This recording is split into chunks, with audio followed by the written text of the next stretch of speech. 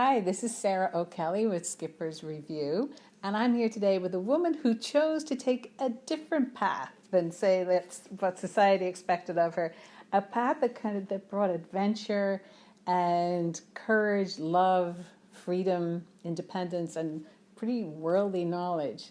I'm here with Pam Wall. So welcome to Boat Radio, Pam. Well, Sarah, thank you. It's really nice to meet you, and I always like to share the joys that I've had in my life while I've been on this, as you say, this life of adventure. I can't wait to hear them. And what I really want to do is I want to start with when you were a child. I feel it's so fascinating to me how you have become and did the things that you do with the freedom that you did them. And I feel it all kind of starts with childhood. What were your parents like? Yeah, I really agree with you. I was very lucky. I grew up in the suburbs, the northern suburbs of Chicago, and we always lived right by the lake. We used to say I lived by the lake drop-in, Lake Michigan, that is. And I had two sisters, an older sister and a younger sister, so I was in the middle. And I had adventurous parents, and they were the kind of parents who would come and knock on the door of our schools Thursday afternoon and sort of motion to us to come to the door, and we'd all jump in the car, and they'd have all the skis and all the clothes ready, and we'd drive up to some Boyne Mountain or Wausau or the Upper Peninsula of Michigan and spend the weekend skiing, and then maybe they'd bring us back home Tuesday afternoon or Wednesday, and we'd miss some school. But this is how I remember my youth, is always on an adventure. I mean, one time my dad had a car that he had to deliver from Chicago to Los Angeles, and we spent 3 weeks in this magnificent, huge car, driving, sort of crisscrossed the United States north to south, seeing things like the Grand Canyon, the Rio Grande, Disney World, Sun Valley, Idaho. Then we finally dropped the car off in Los Angeles. That's the kind of thing my dad and my mom did. And my sisters, it was just a fact of life for us. It was just the way we lived.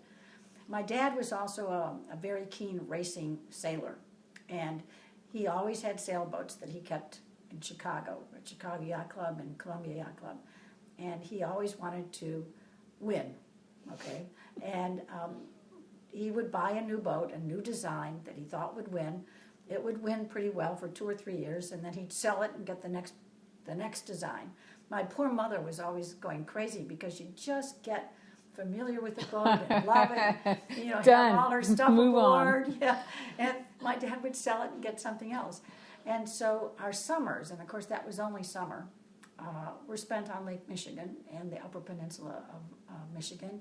And we knew that we were going to go cruising for the summer months all the time.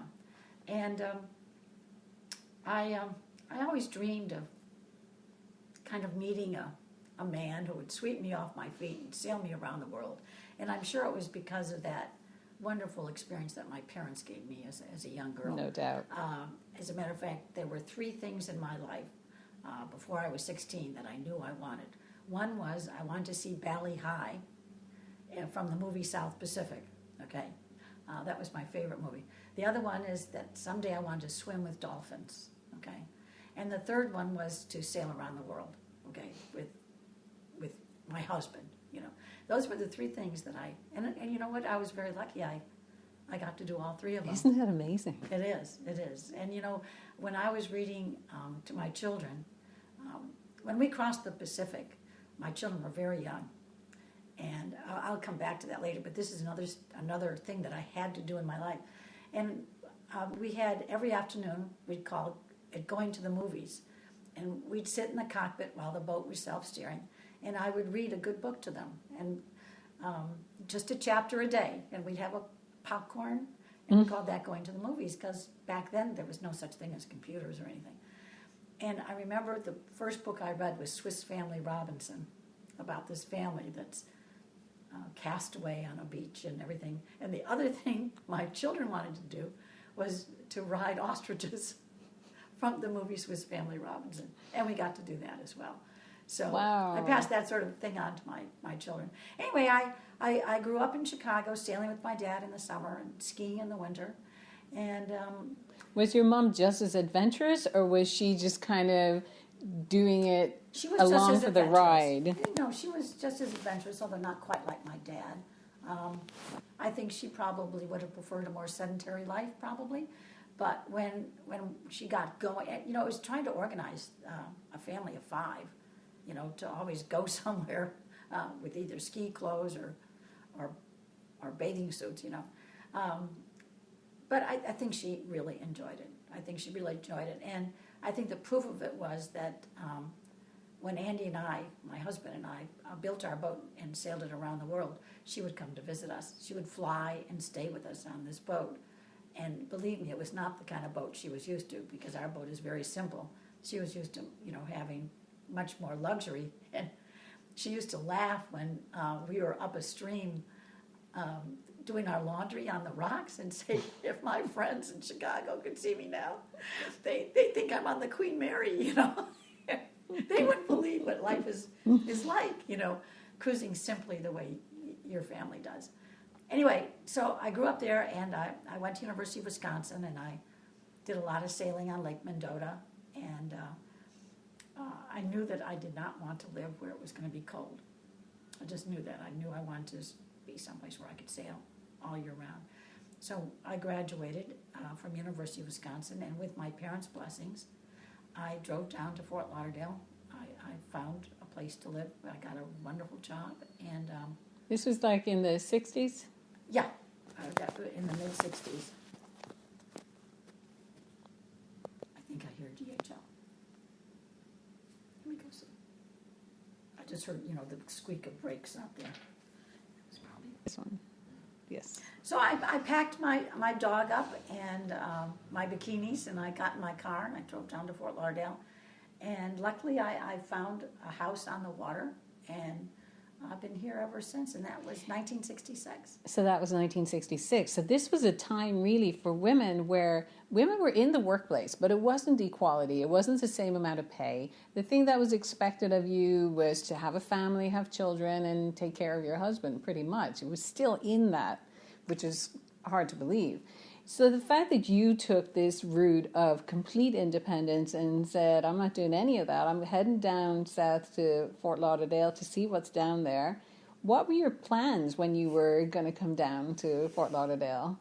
To tell you the truth, I have no idea, but you're so right, because many of my friends that I grew up with in the Chicago area married in that community, lived in that community, and always have stayed in that community.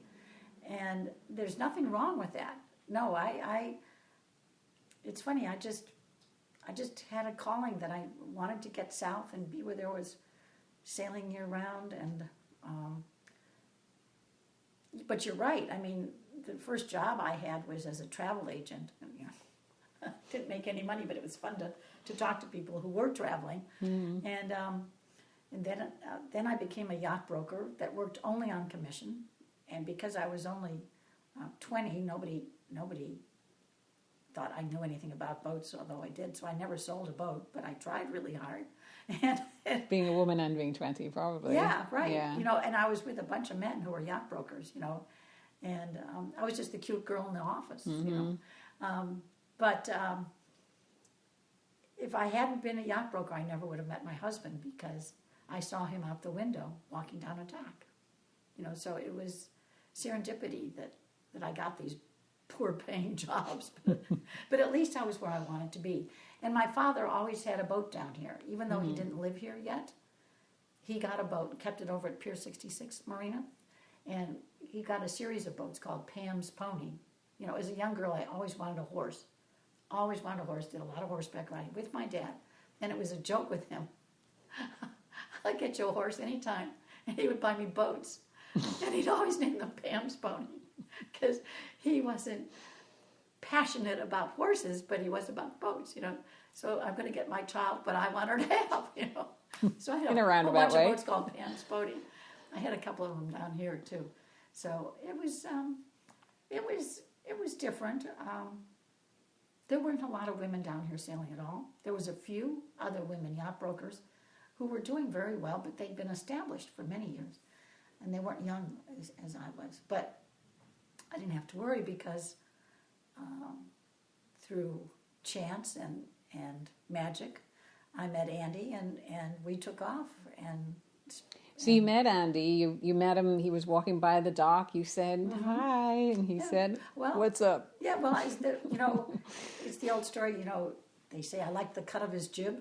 Yeah. That's, which means I like the way he looked. Right. And I saw him and I ran out and I just introduced myself to him and found out what he was doing at that point in his life. He had just sailed his 30-foot boat. He had built his own boat in Australia, sailed it around Cape Horn in 1966. He was the first Australian cruising yacht to sail around Cape Horn in a 30-foot boat. And so you immediately had something in common that you could get a conversation going and talk about. Exactly. And he was the captain, funny enough, on a beautiful boat called Escapade, which was a famous racing boat, big racing boat, that, funny enough, was owned by a really good friend of mine and a friend of my dad's. And so I asked him if I could help him deliver the boat from Fort Lauderdale to Miami, because he told me he was leaving the next day. And he said, if you want to come with me, you can. And I thought, better do it, So we sailed this beautiful boat Escapade down to Miami, and that's how it all began. And beautiful. He asked me if he could bring his boat to my dock, because his boat was down in Miami. And of course, I was so lucky. I had just bought the house with a dock. So it's a big joke with him that I've paid for that dock for the rest of my life, So he brought his boat here. He was here for 2 years. The boat was always here, but he did a lot of yacht deliveries, big yacht deliveries. Some of them I did with him, which was really fun.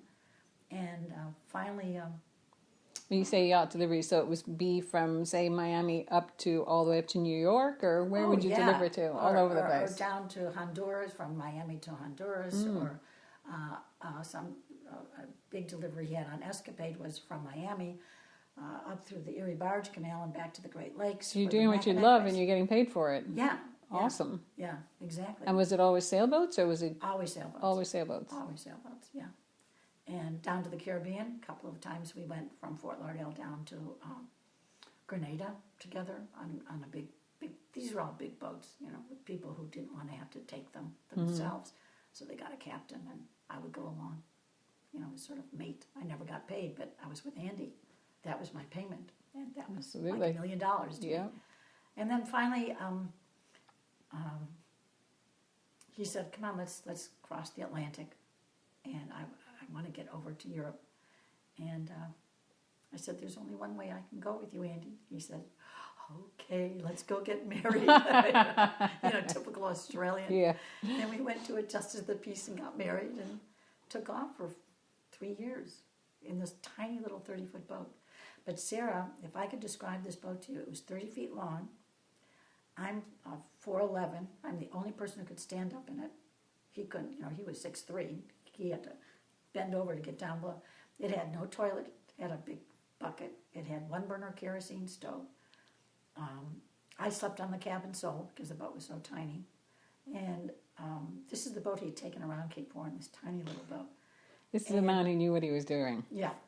And we had a ball, the two of us. We sailed over to Europe. It was a big learning experience for me, but because Andy never wanted to be a captain, he wanted us to be together, do everything together. He just had the most wonderful way of, I wouldn't even call it teaching, just having you assimilate what he knew because he wanted to share it. So by the time I got to Bermuda, I was a pretty good sailor, and by the time I got to the Azores, I was a really good sailor, and by the time we got to England, I was pretty accomplished, and he could feel very comfortable, with me going anywhere. And so we sailed around Europe for those 3 years, and then we knew we wanted to have children, and he knew that boat would sink with another potato chip on it. So we sailed the boat back across the Atlantic, and did you get caught in any kind of storms or anything when you're doing this, sailing backwards and forwards from Atlantic? Oh, sure, of course you do. But when you have someone who knows what they're doing and you have total confidence in your boat and total confidence in who you're sailing with, it's not frightening at all. It's challenging. And kind of when it's over, you go, whew, that was exciting, wasn't it? Instead of, oh, that was terrifying. It was just exciting. So sure, you have a lot of bad weather. Don't forget, in those days, there was no electronic navigation. There was no communication. None, zero, unless you yelled. And there was no weather information. You took off and you dealt with what you were, given. You just, it was a time, they used to say when ships were wood and men were steel, and Andy was made of steel, and luckily he passed that on to me, I think, a lower grade of steel, but he was the best. So we came home, and another friend of ours, an Australian friend, wanted to buy our little boat from us. And he knew of a very famous Australian design called a Freya, that the boat Freya had won the Sydney Hobart race, which at that time was the most difficult race anyone could be in, because it's a high latitude race, and Andy had always admired the Freya design. And there was a young man out in California, Australian, who had built a mold for a Freya, but nobody would buy hull number 1. So with the cash in our hand for our little 30-foot boat, we borrowed my sister's car, because we didn't have a car. We came home penniless. But we sold the boat, so we had this sort of lump sum of very little. Borrowed my sister's car and drove out to California and laid up the hull for my present boat, Kadarik. And wow. Took 10 years to finish her. We built that boat from scratch.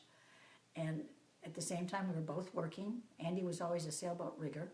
So this 10-year span where you're not going anywhere? You're building this boat? Oh, no, we were building the boat, and every summer we take it away someplace. Maine, Jamaica, Bahamas. But there was so just it wasn't a little ready bit more. yet, but you take it. Yeah. I mean, our daughter Samantha, when she was born, slept in a cardboard box in the turn of the bilge because there was no cabin sold.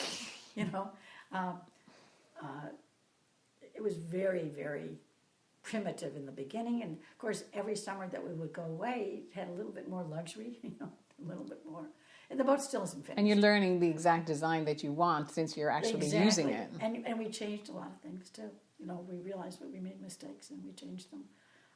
So the boat was always a work in progress, and to tell you the truth, Sarah, it still is. It still is. I mean, she never got finished because Andy passed away. He never got to finish her the way he wanted to. But she is a thoroughbred, built by a master craftsman, and with all his great ideas for being a very seaworthy, safe, and fast cruising boat. And makes the most of a little space you have. Yes, exactly. And comfortable space, safe space. And so I'm trying to do my best to keep her like he would want her to be kept. And I think you think from the pictures you saw, she's pretty. She's beautiful. She's something like 42 years old now, and she's like brand new. Yeah.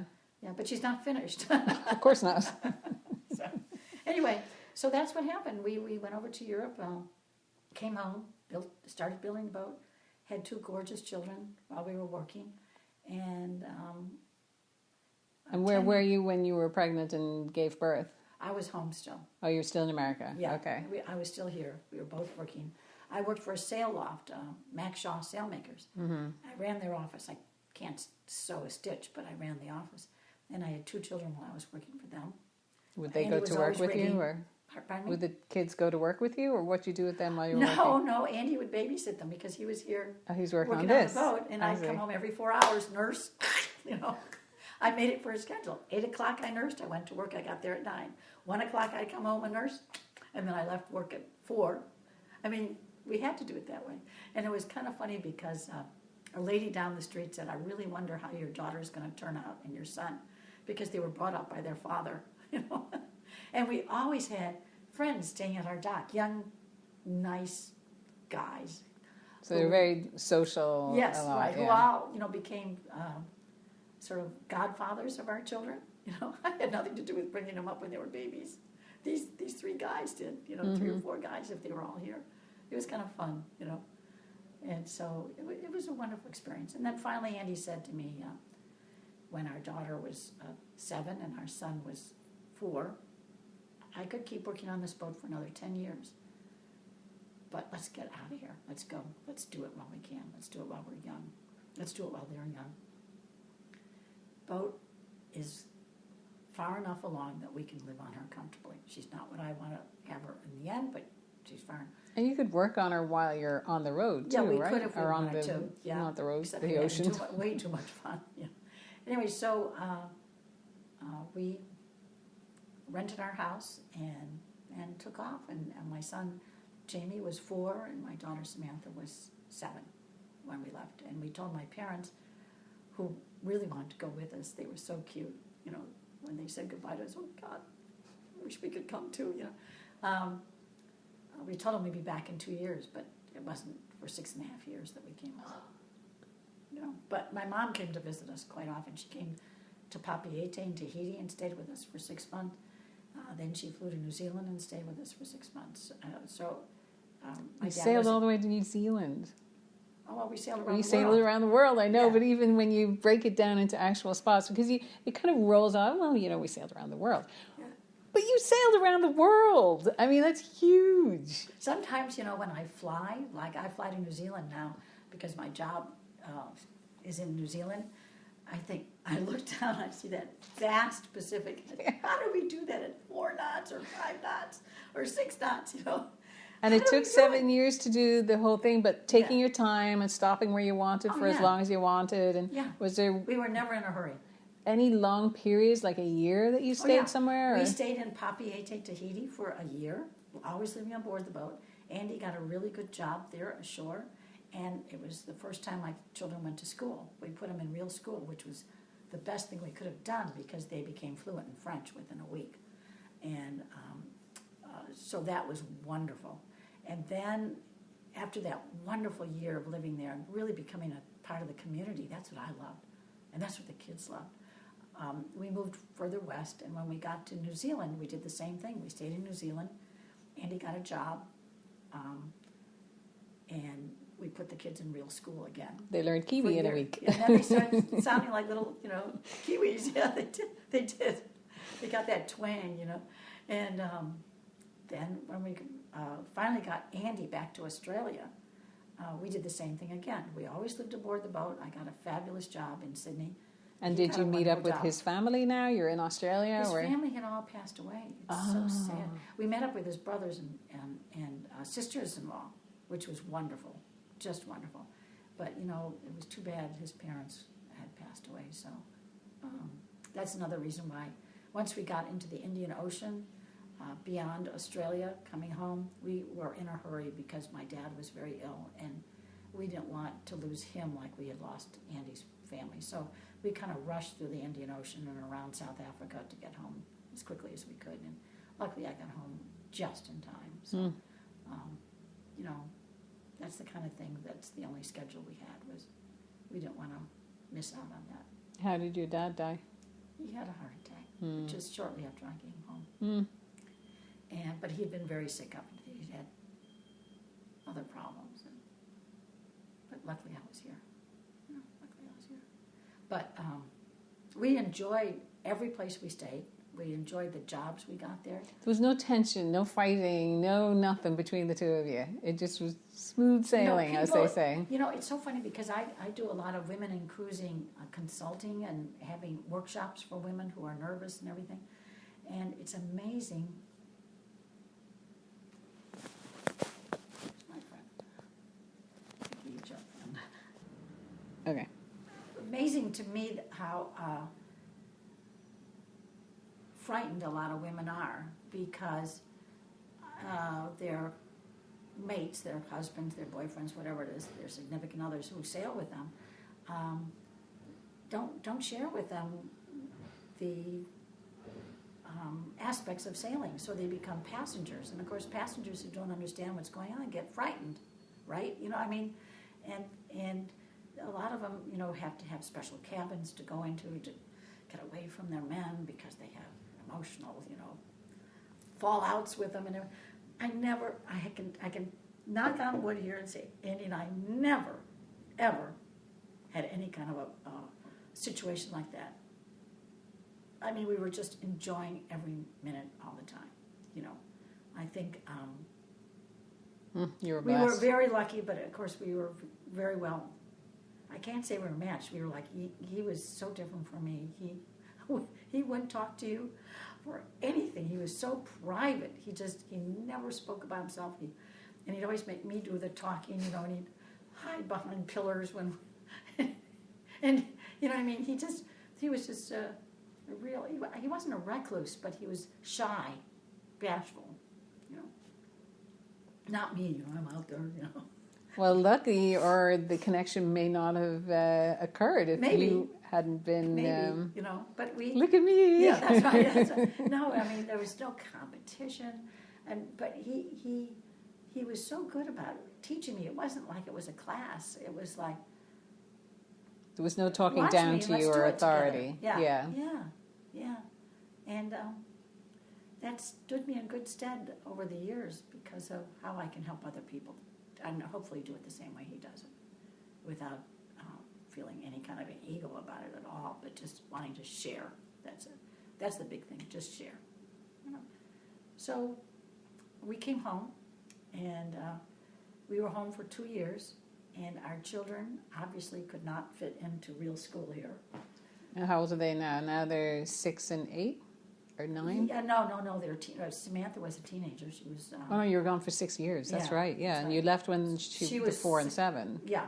So she was 13 when we came home. Oh, okay. And Jamie was. Oh, a difficult time 5 to try and. Yeah. He was 11 and 10. And the reason they didn't fit in was because they were so free-willed all their lives. I mean, the education that they had was not, well, it was strict when they were in school in Papeete in New Zealand and Australia. It was an educational experience like most kids would have.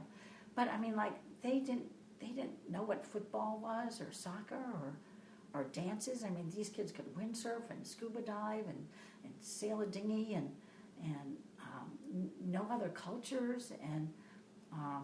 So the educational system that they had experienced in New Zealand compared to the American, I mean, other than the sports and everything else, was that a completely different system that they were exposed to? Yeah, but they were very young then, too, don't forget. So yeah. It wasn't like... it wasn't more academics as much. Yeah, that's right, yeah.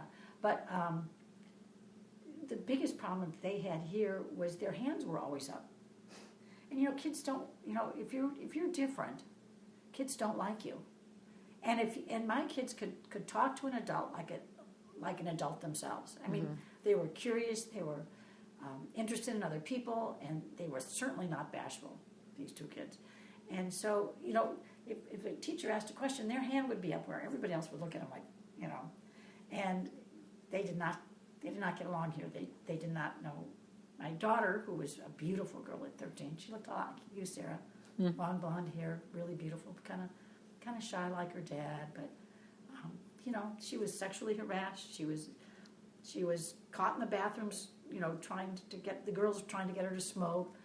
They had drug problems here. Don't think they didn't. And I put her in a really good Catholic school, which is just as bad as any other school. And she said, "Mom, I don't mind being a foreigner in a foreign country, but I don't like being a foreigner in my home. Please, can I go to school in France, please?" So luckily, Rotary, which has a wonderful youth exchange program, sent her to France to school. And then Jamie said, "If Sammy can go to France, I want to go to France." But he was too young to be with Rotary. Rotary wouldn't take him. So we sailed him over. And we had met some wonderful people when we were in France. And we sailed him over there. And he lived with a family there and went to school. And the kids just loved being in school in France. You know. So you sailed him over to France, and off he goes to Jamie school. over. Yes, Then where'd you go? There. Pardon me? Sammy was there, and now Jamie's there. And so is Sammy staying with a family as well and doing that whole thing? Yes, because Rotary puts you with families. I see. Rotary family. And during the time that she was with Rotary, we had to have students here. Oh, too. you did the exchange thing. Yeah. I got you. Yeah. So They both went to school over there, and we sailed. Actually, we sailed Jamie over. Actually, Sammy came with us. That's right, because it was her school holidays. It was summertime, across the Atlantic in the summer. And then we came back home, sailed back home, and Jamie's like, I want to come home. no, he didn't want to come home. I told him he had to come home. When he finished high school, I said, you've got to do college here. You've got to go to, if you want to live here and work here, you've got to get a degree here. So he did. He came home, and Samantha came home. Although they spent the first year of Samantha's college in Toulouse, they lived together. I think Jamie was more a playboy than anything. Samantha was studying, and I finally said to him, you both got to come home and dig into education now, which they did. And very well. They did very well, so it was fine. Jamie went to Rhode Island School of Design on a scholarship, full scholarship. He's now an architect on South Beach. And Samantha went to Nova Southeastern University here in Fort Lauderdale and became a child psychologist and worked for the state of Maine for, I think, 7 years as a child psychologist working with handicapped, autistic, handicapped, and battered children. So they both followed what they had enjoyed all their lives. Jamie was always interested in architecture. It's amazing. No matter where we were, no matter what his age was, he wanted to go see all the ruins and the cathedrals and the homes, and and Samantha always wanted to be with the children who really were so. Isn't that wonderful, though? They get exposed to so many different things. You are able to find what it is that you love. When you have this one thing with blinders on, how do you really find what's in your heart? I think it would be more difficult. I think it would be. I mean, she saw so many poor children that didn't have homes, that didn't have clothes, that didn't have food, especially when we were in Indonesia and South Africa and Madagascar and places like that. So she really wanted to help children who needed help. So they both fell into, I shouldn't say fell into it. They sought out what they wanted to do in life. And we're both of them hopefully very successful. I mean, I think they were successful. I don't mean financially so much as I mean happy, fulfilled. Yeah. Mm-hmm. And is Jamie still sailing now? Oh yeah, Jamie and I we sail together all the time. Mm. I mean, I shouldn't say that because he's so busy trying to establish himself as an architect, a well-known architect. So we go out on weekends. Like we just spent the weekend on Biscayne Bay. We anchored off of Key Biscayne for the night and went sailing all over. It was so much fun. Does he have children? No, he's not married or anything. He's got a girl in every port. Still a playboy. Still very much a playboy. Yeah. So, but it's my children were my best friends, always, and I think it's because we live so close to each other, so close to each other. Samantha died of cancer. Right. Right. Right. How do you deal with that? I don't. I still don't. No, you don't. don't. How long ago was that? It was in 2013. Okay. Oh, so it's just 3 years ago. Yeah. Oh. I don't deal with it. No. At least I don't deal with it with you. I have my demons, and I don't think they'll ever leave me. No. Ever. Nor any mother. No, they'll get softer probably, and the edges will be a little rounded, but it'll never end. The same thing with losing Andy. And when did he Andy, die? There was nothing I could do about it. It just happened so fast. With Samantha, you're always thinking, well, what more could we have done? What more could we have done? I'll always be thinking that. Well, how long was it from you found out that she had cancer that you were fighting it and going through that whole process of trying to survive? But how long was the whole thing from beginning to end? For Samantha? Yeah. About 4 years of, chemotherapy, radiation, tremendous surgeries. And then we'd feel as though we had whacked it, and then a year later it would come again. And then she went through 3 series of major surgical neck resections and chemotherapy and radiation, and always thought that we had licked it and then it would come back. And the last one was just too much. It was just... You There was just nothing got her. wrong, you know. So Andy, was he alive for this? No. Thank goodness. So you did it He on couldn't your have, own. he could not have taken it. Because, you know, like a lot of families, my son and I were the closest, and he and his daughter were the closest. You know, it seems to happen like that. Mm-hmm. Not that there was any dichotomy anywhere. It's just that, Just happened that way. yeah. Yeah. I mean, he couldn't have lived through what I had to live through. And But still, you had to deal with it on your own, which is, well, you had Jamie. I had Jamie, but he was working hard and trying to earn a living and start his business. But he, believe me, he was right there with me every minute, Jamie. He was making decisions. When we took Samantha up to Memorial Sloan Kettering, he was in Marrakesh doing some architecture there, and he flew home on New Year's Day because we finally got an appointment.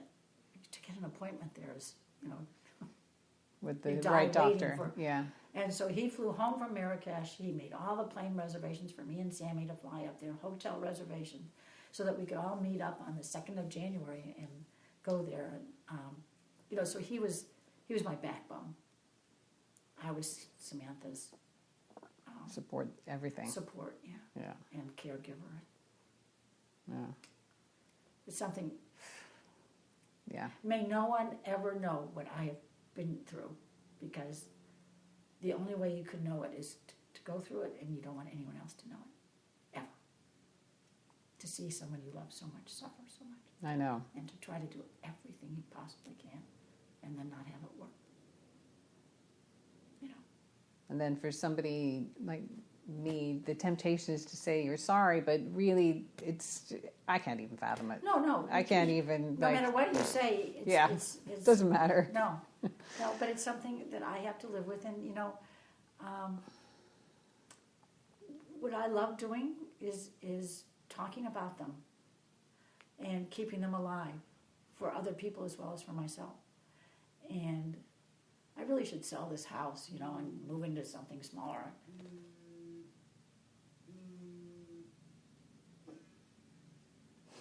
But I'm not going to, because this is all my life. It's got so much going on Yeah. in it still, Mhm. and always will.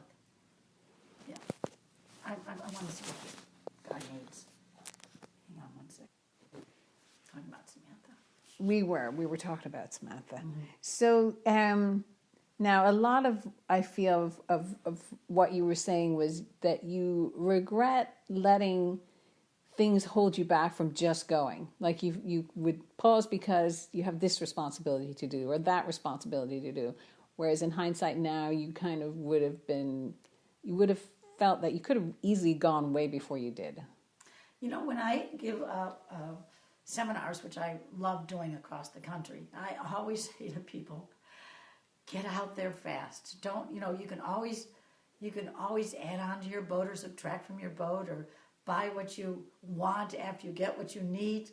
But, you know, don't put it off. I mean, if we had put it off, look what happened. Andy died when we got home. You know, if we had put it off, it would have been horrible. And that's my biggest lesson is go while you can. Go while you have the energy. Go while you have the... you don't have to have the means. I mean, we worked our way around the world, and it was So fun. yeah, when you say you worked your way around the world, what kind of jobs would you do when you stopped in these places? Well, we picked them up. I mean, it was... Like you what? don't advertise that you're looking for work. You never advertise because you can't work legally in foreign countries. Right. So, like in Tahiti, we met a cruiser who lived in Papeete, and he had a beautiful woodworking business. And he came aboard the boat for dinner, and he said, "Who built this boat?" And Andy said, "I did." He said, "Did you do these joints and all?" And Andy said, "Of course, yes." And he said, "Would you like to come to work for me?" And Andy said, "Well, sure," because Tahiti was so expensive to us, so expensive. And then I wanted to go buy, you know, some parios and things like that, and I went into this tiny little store, and there was a very nice Chinese man there, which is a chinoise, and I bought a whole bunch of pario material because it was so beautiful, and I became his good friend, and I would come in and I would try to speak French with him, and he would try to speak English with me. And then he finally said to me, would you teach me English? Because I could speak French. And so once a day, after I took my kids to school, my two kids went to 2 different schools. So I'd walk them to these schools. I'd go to Frank Muguet's place, and we'd go upstairs, and this attic of his shop was just filled with bolts and bolts and bolts of this gorgeous Pario material. And it just smelled good. It smelled like Pukaki or jasmine or something. And we'd go up there, and I'd teach him English, and he would improve my French. And his name was Frank. And I said, Frank, why is your name Frank instead of Francois or something? Right. And he said, he told me that his father was a cook on the U.S. Navy ships during the war. And he met so many nice Americans on the Navy ships. He had 9 children, his father. And they were all named American names after people that were on these ships so fun. He said, that's why I wanted to ask you to teach me to speak English, because you're an American. And not many Americans come into my store. So I've got to tell you a story about Frank. He had a sister named Caroline, who lived in New Caledonia, which is much further west across the Pacific, but it's also a French-speaking island. And he said, when you get to New Caledonia, you've got to look up my sister Caroline. And, we didn't get to New Caledonia for 2.5 years later. So, and I totally forgot that he even had a sister there. And we're anchored in this beautiful little bay with palm trees. And ashore, there's a Petit Magasin, which is a tiny, like a 7-Eleven. But, when you're in a French island, you've got to have fresh baguette every morning. You can't eat a baguette you bought the day before. So we rode ashore, and every store has fresh baguettes. And we went in, and behind the counter was this very petite, very beautiful chinoise, French lady. And we're checking out with our cheese, our President butter, and our fresh hot baguettes, and our camembert cheese. And she looks at Andy, because Andy was really tall, and then she looks down at me, and then she looks at the 2 kids, and she said, Pamela? And she said to me in French, are you Pamela? No way. She said, I've been waiting for you. Isn't that amazing? And I said to her, are you Frank? Look, I had goosebumps. I said, are you Frank's sister, Caroline? And she says, oui, bien sûr, of course, And can you believe it? Amazing. She closed the shop down. We went up to her house, and she gave us lunch, which I've never had before. Have you ever had fresh avocados on French bread that's, first of all, smeared with butter, and then you've got the avocado on top of that, fresh, and then you squeeze a lime from the tree on it. It's the best sandwich. I'm going to have it for dinner tonight. God, it is so good. Anyway, so we stayed in that bay for a week, and isn't that amazing? We just found each other. But you know what? That happened a lot. I think it's because when you're open and free, you can allow things to happen, and they will happen. It does and if you happen, do though. what you love, that's how it goes. That's right. And it's not that you look for adventure. It falls in your lap, kind of. And, many, many times, strange, weird, and wonderful things happen to us with people that somehow or other we knew but had never known. Do you know what I mean? It was weird. And the other great thing is children open doors for you. In the Panama Canal Zone, everybody gets mugged when they leave the enclosed, locked up boatyard. They get mugged when they go shopping. Not when you have 2 children. They leave you alone if you have 2 children. Andy and I never got mugged, but we always had these 2 little blonde kids with us. And they were very young then. And people would come and want to borrow Samantha and Jamie for the day to go shopping. So they wouldn't get mugged. And they did. They'd always, $50 a kid. That's right. Well, they'd give them ice creams, and stuff like that. And my kids always wanted to go with them because they gave them treats that I never would, And the kids became really, really popular. And that's honestly what happened in Panama. Then we get to the Galapagos Islands. In those days, back in 1985, it was, you were only allowed to stay 72 hours. You had to, what they called, revictualize. In other words, get water, fuel, food, and leave. And when we went to check in with the two little kids, the Capitaine de Port, we said, please, is there any chance that we could stay longer? I had been writing to the Minister of Defense in Quito, Ecuador, requesting permission to cruise as an educational cruise in the Galapagos, but I never got the permission. So he asked me to show him the correspondence, which I did. And we went back the next day, and he said, I am going to give you permission to cruise the Galapagos, but only on one condition. If you come for dinner tonight, because this is a hardship post, and I have two little boys who are the exact same age as your children, and they haven't seen any children in 6 months. And so we said, that's the condition? He said, that's the condition. We can manage that. Yeah. So we were the only boat that was allowed to stay. And then we cruised all over the Galapagos because the Capitaine de Port wanted some friends for his kids when we would come back and check in and check out. I mean, beautiful. That's the kind of thing that happens when you have little kids. Seriously, doors are open. We get to Ascension Island, which is in the middle of the South Atlantic Ocean. And there's a mountain there called Green Mountain. There's not much else. It's a Air Force base. And we're walking down Green Mountain, and this pickup truck goes past us really fast. And then it jams on the brakes and backs up.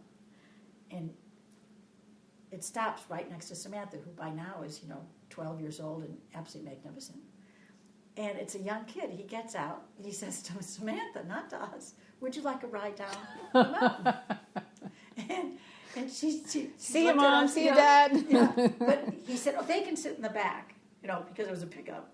They can sit in the back. I'll take them. But you can sit next to me. Well, it turns out he's the governor's son who lives on the top of Green Mountain in the governor's mansion. And he's going somewhere. And then he invites us up to dinner, and we get to meet the governor's wife and everything like that. And then she says to us, would you like me to do your laundry for you? So we bring out laundry up. And every night we did something with the governor and his wife and his son because of Samantha. It was brilliant. It was brilliant. Does she remember that? Did she remember it and talk about it? Of course she did. Yeah. And he was adorable. And he was just her age, Well, no, he wasn't. He was older because he was 16. He was driving. And it was just so much fun because of that family. Then we get to another little island called Christmas Island. And Christmas Island had a new airport. And the airport was up on the top of the mountain as well. And the airplane comes in from Australia once a week. And everybody goes to see the plane land. It's just a big thing there because there's nothing else to do, right? Mm. So we took a taxi up to the airport. It wasn't what a taxi like you and I know. It was a Land Rover that drove us up there. And it's really, really foggy up there. I mean, pea soup fog. And there's all these cars. And we see one car that kind of stands out because it's a really old black Mercedes. And nobody has Mercedes on it. And there is a woman standing there biting her fingernails, leaning against the car. And I said, is someone flying in? Because the airport was socked in. She said, yes, my two children are on that plane coming back from Australia. In the fog. With 35 other children.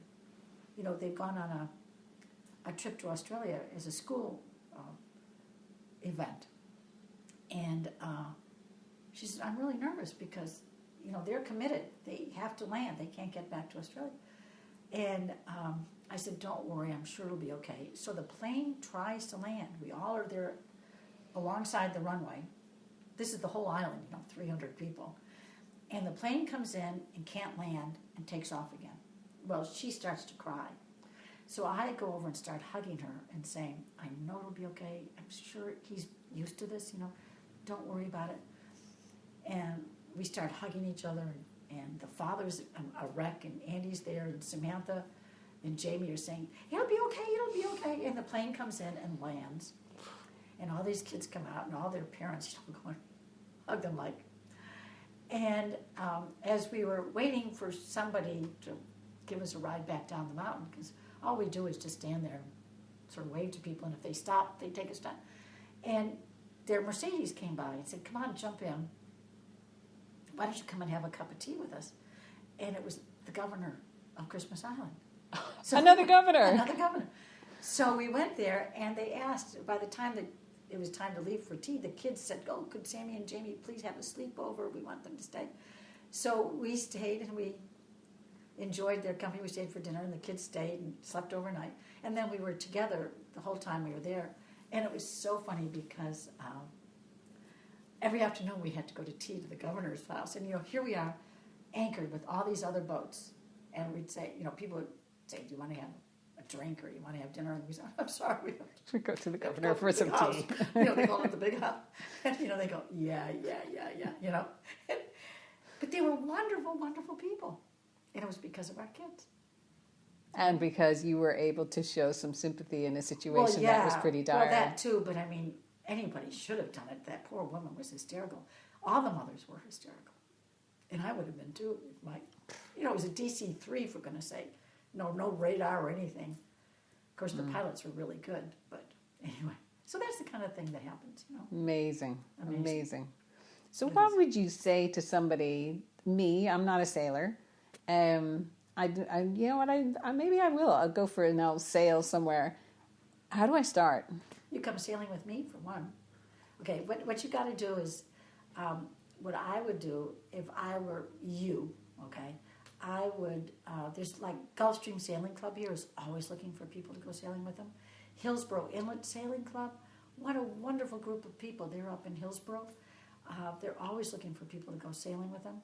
I would try to rub shoulders with people who are sailors, somehow or other, with yacht clubs or something like that, or sailing clubs. They don't have to be yacht clubs, but sailing clubs.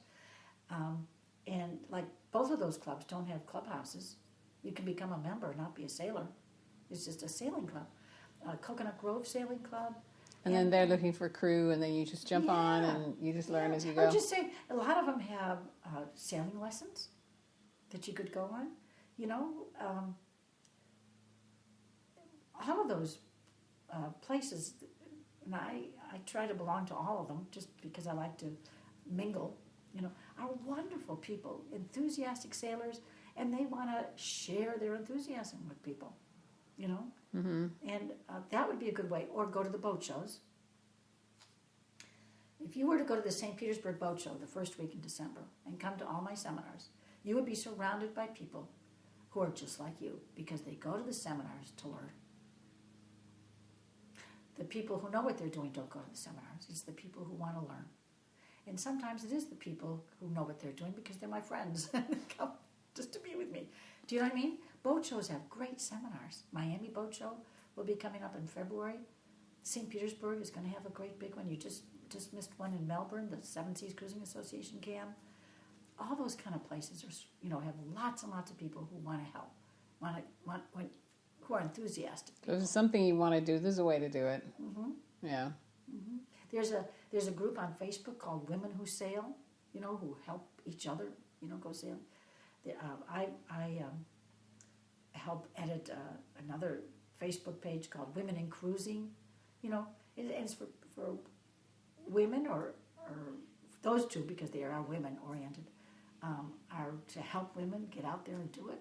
And that's a good way of doing it, I think. Now your boat you just went out this weekend. Are you going to hang on to this boat? You'll keep that forever before you keep the house. Yeah, but Jamie wants the boat. Ah, beautiful. Yeah, he wants it, so that's fine with me. Yeah. Yeah. Of course. Yeah, of course he wants to do all kinds of things that I would never do, but he wants to put a generator in it and all.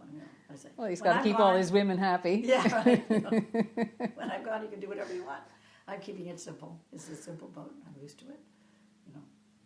So Very he good. says to me when he's like his daddy, 6'3", and he sees the little bunk he's slept in. He said, "How did I ever live on this boat?"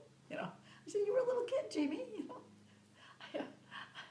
I have the cutest pictures of him because we made their bunks with curtains, like Pullman curtains in the old train, because that was like their cabin. And each of their bunks had a fan and a light and a bookshelf and these curtains that were closed. And I have pictures of peeking out from their curtains. It's so cute.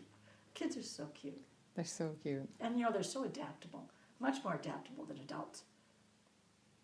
I mean, those two kids could speak French in a week. Me, I'm struggling around with Frank and trying to improve my French. I know. Yeah. I know.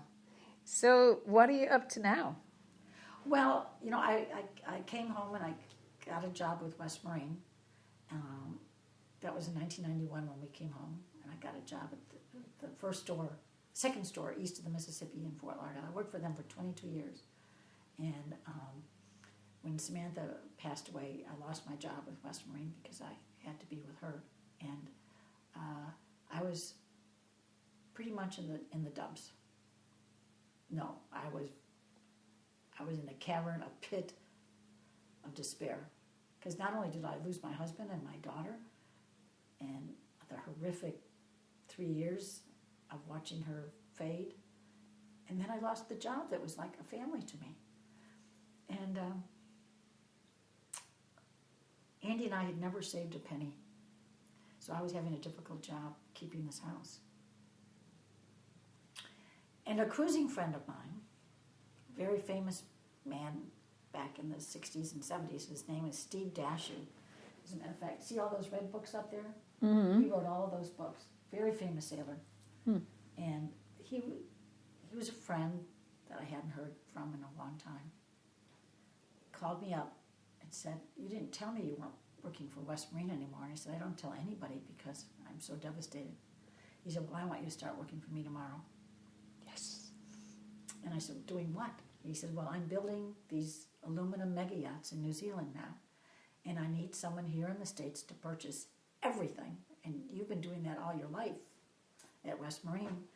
And I want you to start tomorrow, and I'm going to fly you to New Zealand to see the boats and to meet the customers that buy the boats from us." And I've been working for him ever since. And it's actually a year. I've had my year anniversary already with them. It was October 19th that I started working for him. So you had that time that you needed to be with her, of course not get over, but the initial shock. And then this person walks into your life. It's like, I always said, "Steve, you're manna from heaven." Because number one, it's something I'm good at. Number two, it's something I really know how to do. Number three, I can work from home. I don't have to punch a time clock. Number four, occasionally I get to go to New Zealand. And number five, he's fabulous to work with. He's like working with Einstein in the boating industry. He's just so brilliant. And we're birds of a feather. We enjoy the same things. And he's so smart. It's just scary, And I'm learning from him, which is great. I loved learning from him. And so I wouldn't be sitting here with you if I was in a job where I had to punch a time card. Oh, I couldn't see that working for you. No. So it's perfect. And this is still the railroad station, but it's now, like a marina. People want my dock. That guy that I just talked to, he builds these huge big boats here in Vancouver, I think he said. And he came to my dock for one night and loved it so much, this huge big boat.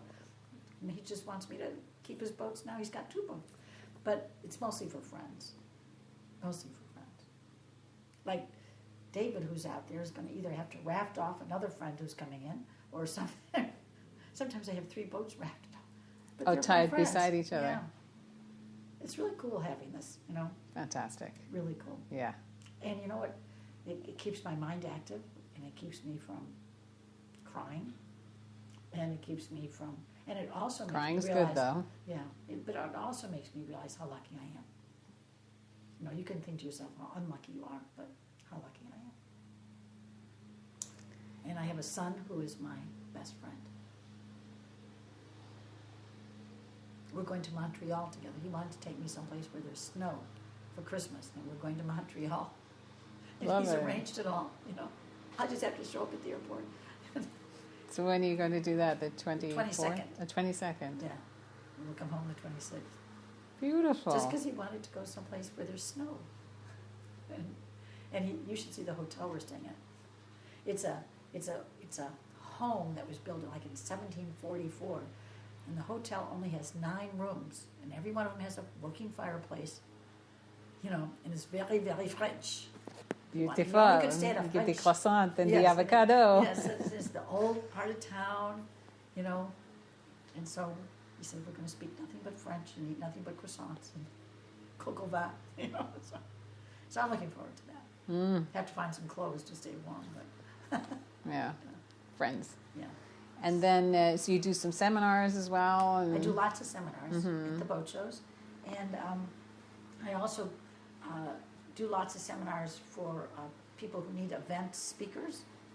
You know, I go to hospitals and give talks because what I didn't tell you is when we were in New Zealand, I got very, very sick. And I didn't know why, and Andy said, "This is ridiculous. We're going to fly home." We're going to fly home and find out what's wrong with you. And I had stage 3 cancer, and we had to stay home for 8 months. Luckily, the boat was in a good, safe place, and the whole family came home. And I had surgery because we caught it early, and the surgery was all I needed. So, you know, touch wood, I'm fine. You know, that was a long time ago. That was in 1989, I think. So. But I'm a lucky person. I'm a very lucky person. And I got to always focus on that. So I do. And it's not hard. It's not hard. Well, Pam Wall, it has been an amazing chat. Thank you for giving me the time and your thoughts. And good luck with everything that's to come in your life, which I'm sure there's plenty. You know, I feel, Sarah, as though I've met a new friend. And I do that's too. the best thing in the world, you know. It's like dealing a pack of cards and getting an ace, you know. And I'd like you to come sailing with me on my boat. And I would that's how I'll love start, to. you know? And you can direct me all over the place. Right. And thank you so much for reaching out to me. And I appreciate it. And I just, I'd like to end with telling people that, you know, if you have a dream and you don't follow it, you could lose it. And the most important thing is, I think, in life is, you know, maybe not to be financially secure, but to have a bank full of experiences. And that's how I'd like to end our chat today. If you can inspire people to remember that, it's really important, because to me, that's the thread of life. It's so easy to get distracted with everything else and forget. It is. Okay. So thank you very much. Thank you. Lovely talking to you. And lovely talking to you too. Quick before he comes with the lawnmower.